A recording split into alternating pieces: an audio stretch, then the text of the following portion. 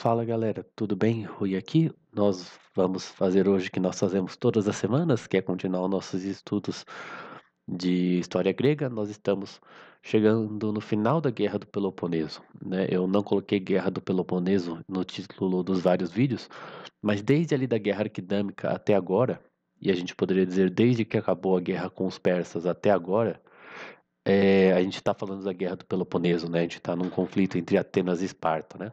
E a gente vai ter então dois vídeos do fim do Império Ateniense. Vão ser as derrotas navais ali de Atenas, a última frota que ela consegue, né, com os últimos esforços, produzir essa frota e eles perdem para Esparta, né, em duas batalhas importantes, e no vídeo que vem o cerco de Atenas. E aí acaba mesmo o Império Ateniense. Então lembra de curtir, comentar, compartilhar, se inscrever, aquela coisa toda. Pega lá o link que do tipo apontou aí, quando você puder, mandar um Pix, pode ser qualquer valor, né? Não fique acanhado, tá? Qualquer valor a gente agradece. E se não puder também, faz as outras coisas, compartilha e ajuda a gente de qualquer jeito. Então, teve o golpe oligárquico, né? Acabou o golpe oligárquico e restaurou a democracia em Atenas. E os apoiadores do golpe oligárquico foram perseguidos, né? Essa briga vai continuar ainda até o final da rendição de Atenas a Esparta, né? E o sistema jurídico ateniense não era lá essas coisas, tinha excesso de litígios, né? Eu vou ler aqui que ele explica melhor. O único guardião das leis era agora os tribunais populares, porque vocês lembram desde lá de Péricles e das reformas democráticas, a população participava dos tribunais, né? Os homens, claro, e até eles eram pagos, né? Porque aí pessoas que não tinham dinheiro, né? Que eram mais pobres, podiam ser pagas, né? Para participar dos tribunais, né? Essa era uma questão importante, né? Era uma para você fazer com que não só a elite participasse da vida pública, né? E tão disseminado estava o sentimento de que os aristocratas eram, no fundo, traidores, e tão manifesta a incapacidade do erário de fornecer as gratificações aos jurados, sem ser reabastecido por confiscações, que esses tribunais davam ouvidos a todo tipo de acusações contra homens de destaque e posses, né? Então eles precisavam de dinheiro, né? E as pessoas já estavam bravas com os aristocratas porque, né, por causa do golpe, né? E os aristocratas tinham dinheiro, eles precisavam de dinheiro, então foi, né, valor, a faca e o queijo na mão, né? O sistema jurídico de Atenas incentivava a delação. Ele colocava a responsabilidade sobre os indivíduos privados, não apenas de buscar reparação legal por seus próprios prejuízos, mas também de iniciar processos para punir todos aqueles que, de alguma forma, parecessem negligentes no cumprimento de seus deveres públicos. Onde a comunidade era tão pequena e a privacidade tão limitada, as consequências não eram tanto os conluios para frustrar a justiça, mas sim um excesso de litigiosidade. Além disso, como todos eram obrigados a defender sua própria causa, as pessoas que faziam da abertura de processos uma profissão tinham uma vantagem considerável nos tribunais. E isso era apenas parcialmente compensado pelo costume dos litigantes de proferirem discursos escritos para eles por profissionais especializados em redigir peças oratórias. Então você, né, o que você fazia? Você, vou abrir um processo contra essa pessoa que eu ganho dinheiro, né? Tipo, então era um abuso ali, né, da justiça, né? As consequências foram, portanto, deploráveis. Um grupo de políticos rancorosos e psicofantas, liderados por Epígenes, Demofanto e Cleígenes, provocou o exílio, a perda de direitos civis e o assassinato judicial de muitas pessoas. Outros foram alvos de chantagem por meio de ameaças de acusação. Não apenas surgiu o costume de comprar o silêncio dos acusadores, como também proprietários ou magistrados preocupados passaram a empregar advogados de má-fé baseadas na teoria de que é preciso um ladrão para pegar outro ladrão. Anito, que mais tarde se mostraria um bom cidadão, ao detectar uma fragilidade na organização dos tribunais de júri, revelou a possibilidade de corrupção judicial ao subornar em grande escala o painel de juízes diante do qual foi levado por não ter conseguido resgatar Pilos. Assim, muitos atenienses sofreram perda total ou parcial de seus direitos civis. Então, assim, a coisa não estava indo bem, né? A retração no volume do comércio e a perda de valores agrícolas atingiram tanto os detentores de concessões e arrendamentos públicos quanto os envolvidos em negócios privados, de modo que as fileiras dos infelizes que haviam sofrido captis de minutio, isso é um nome romano para você de uma redução dos direitos políticos, né, foram engrossadas por devedores do Estado e seus fiadores, incapazes de quitar pagamentos no prazo. Foram concebidas novas formas de restrição, como a exclusão da Ágora ou do Helesponto e da Jônia. Então é uma democracia, né, mas é uma democracia em que as pessoas estão perdendo, tipo, os direitos, assim, né, por causa dessa incapacidade de... Na verdade, não tem dinheiro, né, Atenas está numa crise, a verdade é essa, né. A atividade econômica tá ruim, né? E eles precisam manter uma frota, né, para continuar com o império, né? Então, no outono de 407, Alcibíades partiu para o teatro de operações. Quer dizer, ali no, nas colônias, né, nas cidades dominadas, né, onde estava tendo a disputa com Esparta, né, a guerra com Esparta.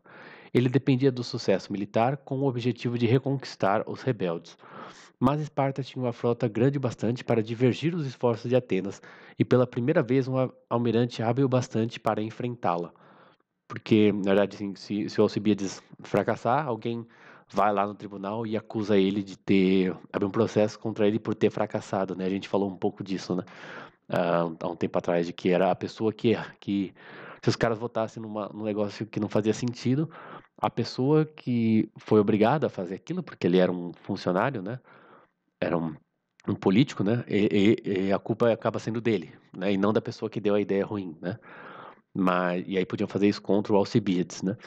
Mas nesse ano de 408, 407, a virada ali, foi escolhido como Nauarca, que é o almirante de Esparta, Lisandro. Como a gente falou, ele foi o único almirante espartano que tinha capacidade de vencer Atenas, e ele venceu Atenas, né? Então ele rapidamente percebeu a importância do apoio persa e soube convencer o príncipe Ciro, que, contra o conselho de Tissafernes, fez da maior potência terrestre grega a maior força naval, dando dinheiro para que Lisandro pagasse os salários atrasados, aumentasse a frota de 70 para 90 navios, frota espartana, claro, e tornasse o serviço para Esparta mais vantajoso do que para Atenas. Isso porque você passava nas cidades ali, as cidades dominadas por Atenas, que Esparta estava tentando libertar ou vender para a Grécia ou colocar contra Atenas, né? E você oferecia salário, né, para os caras. Então, quem tivesse oferecendo um salário maior, você ia trabalhar ou para Esparta ou para Atenas, né, lutar por eles, né? Lisandro aproveitou essa situação para conseguir influência nas cidades liberadas. Ele foi... aqui não fala... vai ser depois que ele vai ganhar, acho que ainda mais dinheiro. Quer dizer, então ele cria uma rede de contatos ali nas cidades dominadas por Atenas, né? Cidades que estão querendo se rebelar contra Atenas.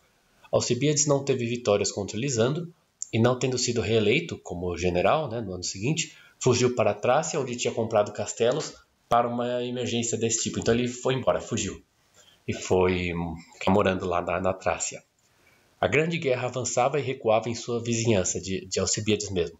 Mas temido e desconfiado tanto em Atenas quanto em Esparta e na Pérsia também, o homem de ação mais brilhante de sua geração, cujo julgamento em questões de política pública era tão infalível quanto equivocados eram seus objetivos pessoais, seus métodos e sua conduta, encontrou vazão para sua energia inquieta apenas travando guerra privada contra os trácios sem rei. Ele ficava fazendo guerra ali contra os caras que estavam ali do lado, que era meio fácil assim de fazer, né? Eles eram... não ia ter tipo um exército enorme que ia vir contra ele, né? Se Atenas tivesse sido capaz de confiar nele, ele talvez tivesse salvado seu império e destruído sua liberdade. É interessante, né? Alcibiades teria salvado o Império Ateniense, porque ele tinha capacidade, mas ele ia querer ser o ditador, digamos assim, né? O tirano de Atenas, né? Aí tem uma batalha importante, que é a Batalha das Arginúsias, que são umas ilhas que tem ali numa região, né? Então o Lisandro terminou o mandato na mesma época que Alcibiades fugiu, né? Ele devolveu o dinheiro para Ciro e o novo almirante, que era o Calicratidas, teve que ir à corte, onde foi desrespeitosamente negado a audiência. Desrespeitosamente. Eu não entendi essa, o Lisandro. É que estava tendo uns conflitos em Esparta, se eu não me engano, né? Tinha uma galera que gostava do Lisandro, outra galera não. Então, quando veio o outro cara, ele, deixou o dinheiro com os persas, pro cara ter que ir lá e pedir o dinheiro de novo pros persas. Então, o Calicratidas, ele tava, ele deveria ter ficado contra os persas, não sei. Mas ele falou assim, bom, a gente precisa acabar logo esse negócio, essa guerra com Atenas, pra gente poder voltar a lutar contra os persas, né?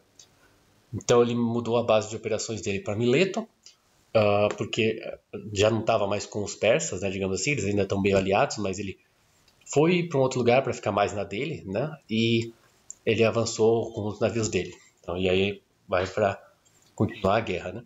Os atenienses estavam desesperados e o estado sem fundos, porém houve uma grande mobilização, foram cobrados novos impostos, as estátuas do templo foram transformadas em moedas e escravos foram colocados na frota em troca de cidadania, algo que nunca tinha sido feito antes. É tipo a última chance, né? Até ele fala que surgiram moedas de ouro, as moedas geralmente eram de prata, então as moedas de ouro, porque você nunca transforma o ouro, não, em Atenas não se fazia isso, transformar o ouro em moeda, o ouro era tipo guardado lá no templo para fazer as estátuas e tal, para, né? E algumas moedas acho que era tipo de latão, assim, não sei se era exatamente latão, mas de um metal mais menos nobre também. Que eles tentaram tipo o ouro que era o mais caro que você nunca usava para fazer moeda e também esse resto esse metal menos nobre também para tentar assim todo o dinheiro que tinha, né? Os atenienses atacaram a frota espartana nas ilhas Arginúsias, eles saíram vencedores, mas os generais não conseguiram resgatar os náufragos atenienses nem a frota de 50 navios em Mitilene. Então assim, era aquele negócio de que os espartanos conseguiam divergir a frota ateniense, né?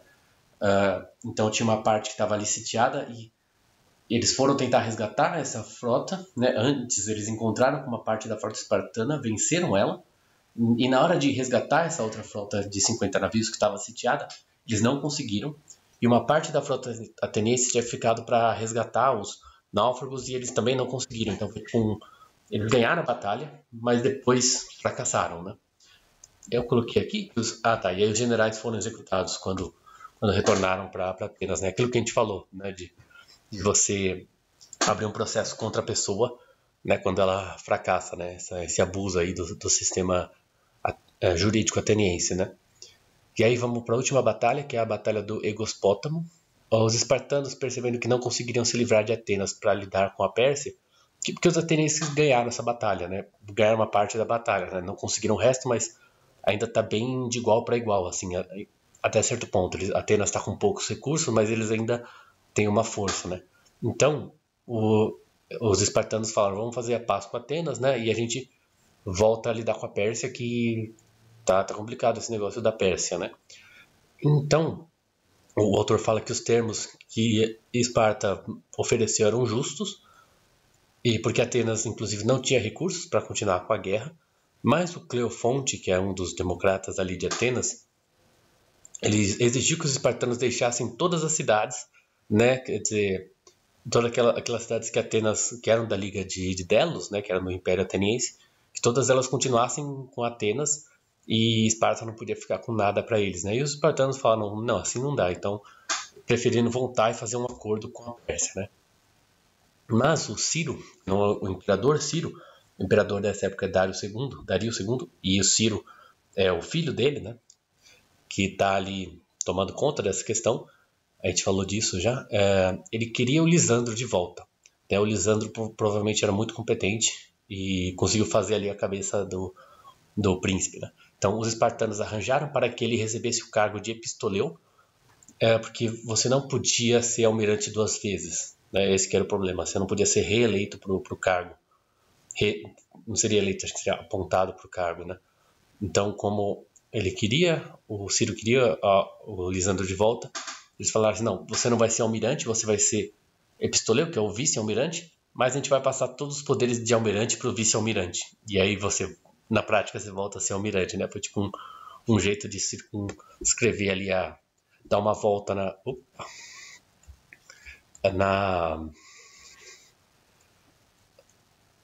na Constituição, digamos assim, de Esparta, né? Então, aí ele voltou para Éfeso, né? O Lisandro. Aí o que acontece é o seguinte, o pai do Círio, Dario, tinha morrido, né?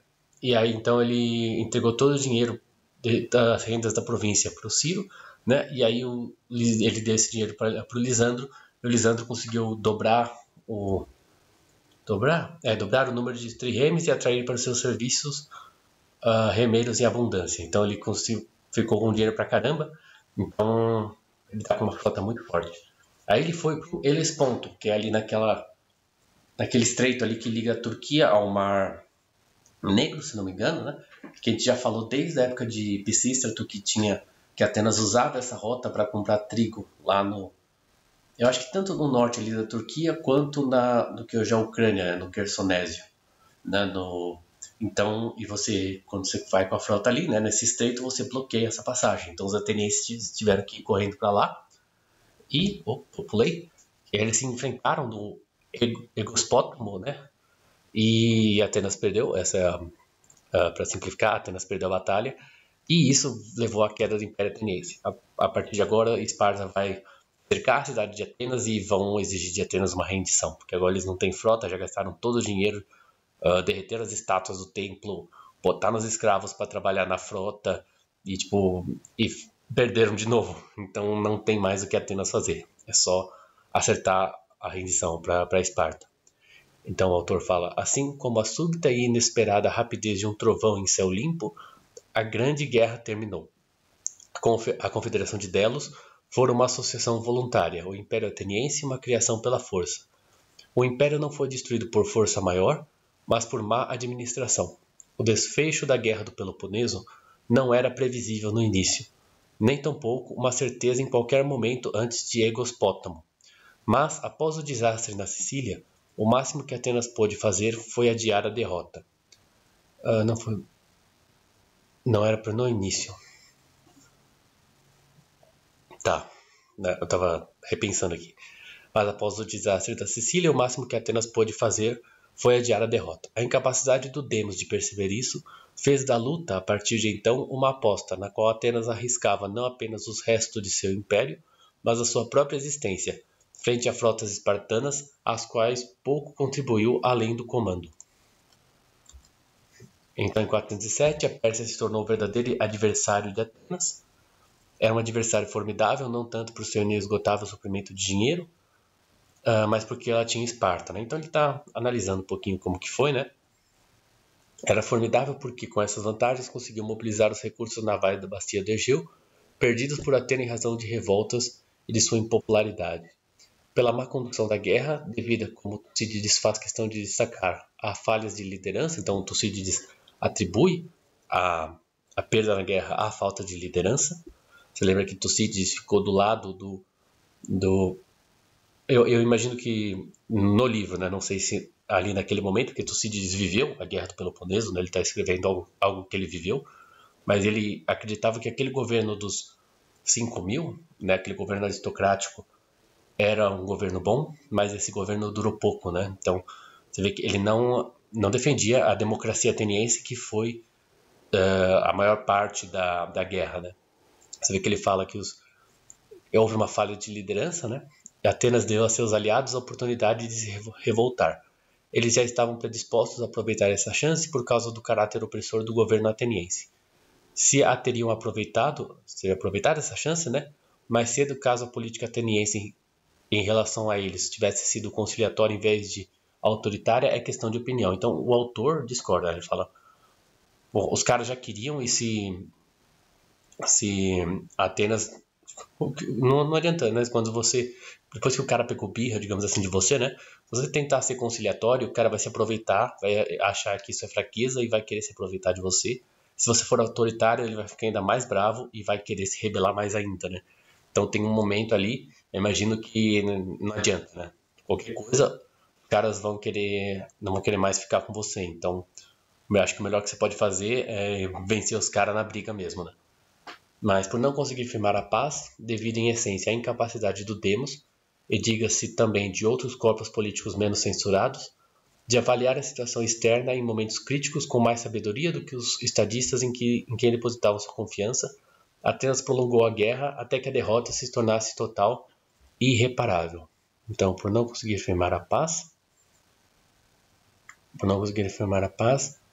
por causa dessa falta de capacidade, né, de avaliar a situação externa, a incapacidade do Demos de avaliar a situação externa em momentos críticos com mais sabedoria, Atenas prolongou a guerra porque os atenienses, o Demos, né, a população em geral, eles sempre queriam ir para a guerra. Eles tinham essa visão de que os atenienses antigos construíram o império sendo, digamos assim, audazes, né, e eles tinham que fazer o mesmo. E os generais, os políticos, eles já falavam, opa, peraí, a gente precisa, não dá, a gente não vai conseguir manter, a gente não vai conseguir fazer uma expedição até a Sicília, isso é muito caro, né? Tipo, não, a gente tem que ir aos poucos, né? Não dá pra sair batendo em todo mundo, né? Então, e o Devos não era assim, né? Não tinha essa polícia, digamos assim. Então é isso, galera. O que vem é o cerco de Atenas. E então lembre-se aí de curtir, comentar, compartilhar, se inscrever. E lembra que a gente tem a história inteira da Grécia até esse momento na playlist. Muito obrigado, até a próxima, valeu!